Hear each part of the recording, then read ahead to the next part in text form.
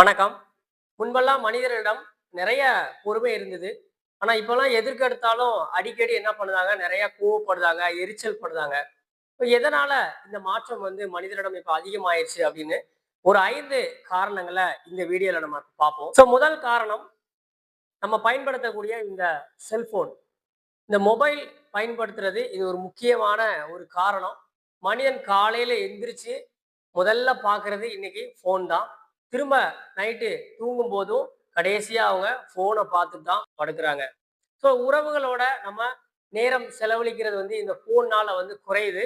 அதுல ஒரு விஷயத்த மட்டும் பார்க்காம நம்ம பல்வேறு விஷயங்கள பார்த்துட்டே இருக்கோம். அது இப்ப பார்த்தீங்கன்னா, இந்த ஷார்ட்ஸ் அப்படின்னு ஒரு குறிப்பிட்ட இந்த 1 நிமிடம், 3 நிமிடத்துக்குள்ள ஷார்ட்ஸா பார்க்கக்கூடிய இந்த வீடியோக்கள் வந்ததுக்கு அப்புறம், ஒரே விஷயத்த மனிதன் பார்க்காம, ஒரு குறிப்பிட்ட வினாடிகளுக்குள்ள நிறைய விஷயங்கள பார்த்துட்டே இருக்கிறாங்க. அதுலயும் அதிகமா அவருடைய நல்லதுக்கு தேவையான விஷயங்கள் இல்லாம, அ அவங்களுக்கே தேவையற்ற விஷயங்கள் என்ன இருக்கு, நிறைய செய்திகள், விபத்துக்கள் இந்த மாரி நிறைய தேவையற்ற விஷயங்களும் காலையில எந்திரிச்ச உடனே என்ன செய்யுது, பார்க்கறதுக்கான ஒரு வாய்ப்பு இந்த செல்போன்ல இருக்கு.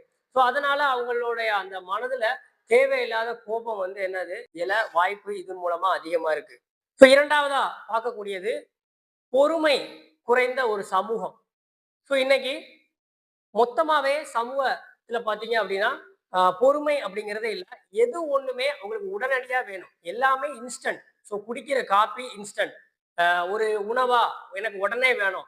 ஆர்டர் போட்டா உடனே வந்துடும். ஒரு வேலையா அது எனக்கு உடனே நடந்துடும். அப்படி எது எடுத்தாலும் எனக்கு உடனே உடனே வேணும் அப்படிங்கிற ஒரு சமூக சூழல் இன்னைக்கு மாறிட்டு. அதே மாதிரி ஒருத்தங்கிட்ட நம்ம ஒரு விஷயத்த கேட்கிறோம் அப்படின்னா, எனக்கு உடனே அதுக்கு பதில் வேணும் அப்படின்னு நம்ம என்ன பண்றோம், அந்த மாதிரி எல்லாமே இன்ஸ்டண்டா வேணும் அப்படின்னு சொல்லி நம்ம நினைக்கிறோம். அதையும் நம்ம ஆள் மனது நம்பி இந்த சமூகத்துல அந்த இன்ஸ்டண்டா எல்லாம் கிடைக்கணும் அப்படிங்கிறதுல மொத்த சமூகமும் இன்னைக்கு பயணிச்சுட்டு இருக்கு. அந்த மாதிரி சில விஷயங்கள் உடனடியா நடக்கல அப்படின்னாலும் என்ன ஆகுது, மனிதனுக்கு அதிகமான கோபம் வர ஆரம்பிக்கு. இதுவும் ஒரு முக்கியமான ஒரு காரணமாவும் கோபம் வர்றதுக்கு இருக்கு. மூன்றாவதா என்ன அப்படின்னா மன அழுத்தம். மன அழுத்தம் இன்னைக்கு சின்ன பள்ளி குழந்தையில இருந்து பெரியவங்க வரைக்கும் இந்த மனம் அழுத்தம் அப்படிங்கிறது பொதுவா இருக்கு. ஏதோ ஒரு காரணத்துக்காக அவங்களுக்குள்ள மன அழுத்தம் அதிகமாகி அந்த மன அழுத்தம் போக்கக்கூடிய செயல்கள்ல அவங்க ஈடுபடாம இருக்காங்க. பொழுதுபோக்குல இது பண்றது, உறவுகளோட பேசுறது, அவங்களுக்கு சரியான ஆலோசனை கிடைக்காம இந்த மன அழுத்தத்தினால என்ன ஆகுது, எங்க பார்த்தாலும் கோவப்பட்டுட்டே இருப்பாங்க அடிக்கடி. எந்த ஒரு விஷயமும் அவங்க ஒத்துக்காம அவங்க சொல்றதுதான் சரி அப்படின்னு என்ன பண்ணுவாங்க, அவங்கள அறியாமலே அந்த கோபத்தோட வெளிப்பாடு பார்த்தீங்கன்னா அதிகமா இருக்கிறத நம்மளால பார்க்க முடியும். நாலாவதா பார்க்கக்கூடியது சமூக வலைதளத்துல வரக்கூடியதை நம்புவது. சமூக வலைதளத்துல வரக்கூடிய செய்திகளா இருக்கட்டும், இப்ப நிறைய ஏஐ மூலமா நிறைய விஷயங்கள் வர ஆரம்பிச்சுட்டு, சிலவங்க அதெல்லாம் பார்த்துட்டு அது எல்லாமே உண்மை, அது எல்லாமே அப்படியே தான் இருக்கும், அது நமக்கும் அதே மாதிரி தான் நடக்கும் அப்படின்னு, அது நல்லதா இருக்கட்டும் கெட்டதா இருக்கட்டும், அதோட உண்மை தன்மை அறியாம அந்த சமூக வலைதளங்கள்ல வரக்கூடிய எல்லா விஷயங்களையும் எல்லா கருத்துக்களையும் அவங்க என்ன பண்றாங்க, அதை பாக்குறாங்க. பார்த்துட்டு அதே மாதிரி சமூகத்துல அவங்க தன்னோட ரியாக்ஷனை பண்ண ஆரம்பிக்கிறாங்க. ஒரு கருத்தை சமூக வலைதளத்துல பாக்குறோம் அப்படின்னா, அது சரி அப்படின்னு நம்ம நம்பிட்டு நாமளும் சமூகத்துல அந்த கருத்தை எடுத்து வைக்கும் போது, அது அங்க தவறுதலா படும்போது, நமக்கு எதிரில இருக்கிறவங்க அதை ஒத்துக்காகும் போது அது சில பிரச்சனைகளை உண்டு பண்ணுது. இந்த சமூக வலைதளங்கள்ல வரக்கூடிய விஷயங்கள்னாலையும் இன்னைக்கு மனிதர்கிட்ட இந்த கோபம் அதிகமாகுது. அதனால சண்டை, பகை இந்த மாதிரி விஷயங்கள்லாம் அதிகமா நடக்குது. ஐந்தாவதா பார்க்கக்கூடியது ரொம்ப முக்கியமானது உணவு பழக்கம். உணவு தான் ஒரு மனிதனுடைய குணத்தை தீர்மானிக்கு அப்படின்னு சொல்லி ஆஹ் மருத்துவத்திலே சொல்றாங்க. எந்த மாதிரியான உணவை எடுத்துக்கிறாங்களோ அதுக்கு ஏத்த மாதிரியான குணம் வெளிப்படுது அப்படின்னு சொல்றாங்க. இது இப்ப பாத்தீங்கன்னா துரித உணவு, கார உணவு அந்தந்த சமூக மக்கள் அவங்க வாழக்கூடிய அந்த இடத்துக்கு ஏற்ற உணவு இல்லாம பிற உணவுகளை நாடி ரொம்ப சாப்பிடுறது. அது சில உணவுகள்லாம் பாத்தீங்கன்னா ஜங்க் ஃபுட்ன்னு சொல்லுவோம். அந்த உணவுகள்லாம் அது மனிதன் உண்ணக்கூடிய உணவு தானா அப்படின்னு ஒரு பெரிய கேள்வி. அந்த மாதிரியான உணவுகள் எல்லாம் சின்ன வயசுல இருந்தே இப்ப என்ன பண்றாங்க, நிறைய சாப்பிட ஆரம்பிக்கிறாங்க.